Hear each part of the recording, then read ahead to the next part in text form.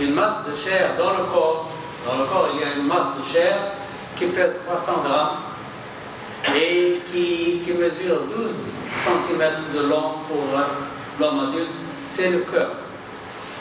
Ce cœur, qui est une petite masse, c'est lui qui décide le sort de la personne et qui le pousse vers le paradis ou vers l'enfer.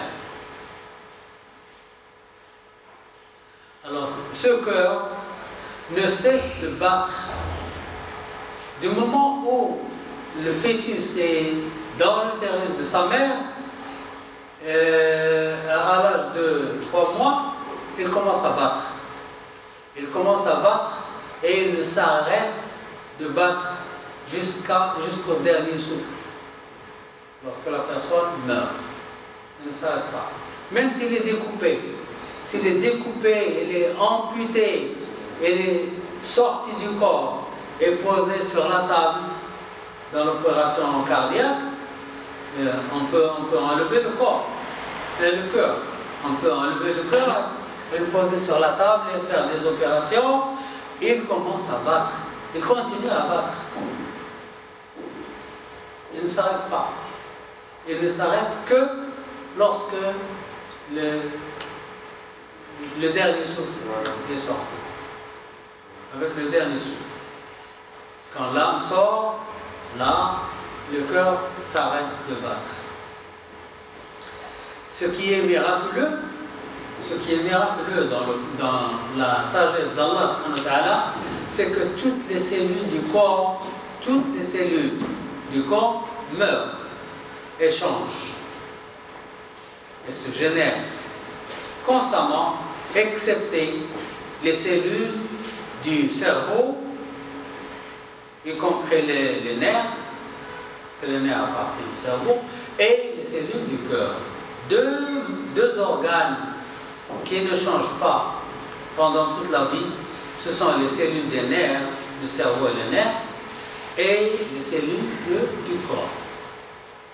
Pourquoi? Parce que le cœur, c'est l'ustensile de la foi, et le cerveau, c'est la bibliothèque, c'est l'ustensile du savoir et des mémoires, etc. Donc ces deux ne changent pas. Tout le corps change. Quand vous voyez un enfant de 10 ans, vous voyez une deuxième personne. Quand vous voyez un jeune homme de 20 ans, vous voyez une autre personne. Celui qui vit 40 ans, il est mort complètement 4 fois. Et ainsi de suite. Il y a des cellules qui vivent 3 jours, d'autres qui vivent une semaine, d'autres qui vivent 1 mois, d'autres qui vivent 4 mois, 6 mois, etc. Et les cellules qui vivent longtemps ne dépassent pas 10 ans. À 10 ans, la personne est changée complètement. C'est comme la fleuve, la rivière. La rivière, vous voyez la même rivière pendant des années, mais l'eau n'est pas la même.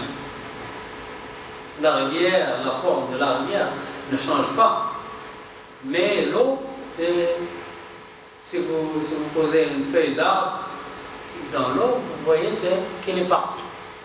C'est comme ça les cellules, elles changent constamment.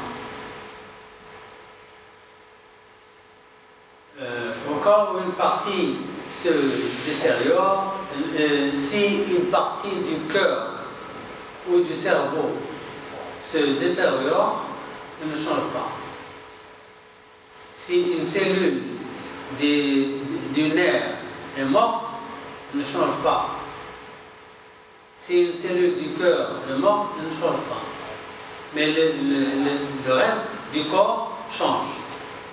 Vous voyez, si quelqu'un s'est cassé le bras, il fait le plâtre, dans un moment donné, il est soudé parce qu'il y a de nouvelles cellules qui se forment.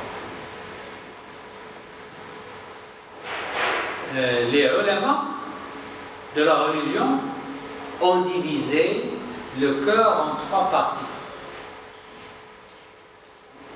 Les ulama de la religion ont divisé le cœur en 3 parties selon le niveau de la croyance. Il y a la poitrine, le cœur et l'esprit. 3 parties. Le pieux et le débauché, c'est-à-dire une personne quelconque, tous les deux possèdent la poitrine. La poitrine, c'est pour les croyants et les non-croyants. Ils ont tous la poitrine, c'est-à-dire le premier stade du corps, du cœur. C'est à travers la poitrine que pénètrent les soucis, les vices, la haine, les désirs et aussi la foi. Alors, cette partie qui s'appelle la poitrine, elle appartient aux vertueux et aux non-croyants. C'est-à-dire, il reçoit la foi et les désirs. C'est dedans que sont conservés la science et le jugement, dans la poitrine. La poitrine se serre parfois, et dans d'autres cas, elle se réjouit. Elle se serre, on se sent mal à l'aise, quelque chose qui est serré à l'intérieur, et parfois on est réjoui, on est à l'aise, on est heureux et tranquille.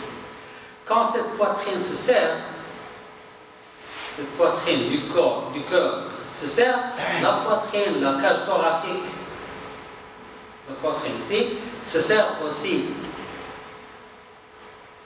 Allah Tout-Puissant dit, celui que Dieu veut guider, il ouvre son cœur à la soumission à l'islam, et celui qu'il veut égarer, il lui resserre et oppresse la poitrine comme à quelqu'un qui voudrait grimper au ciel.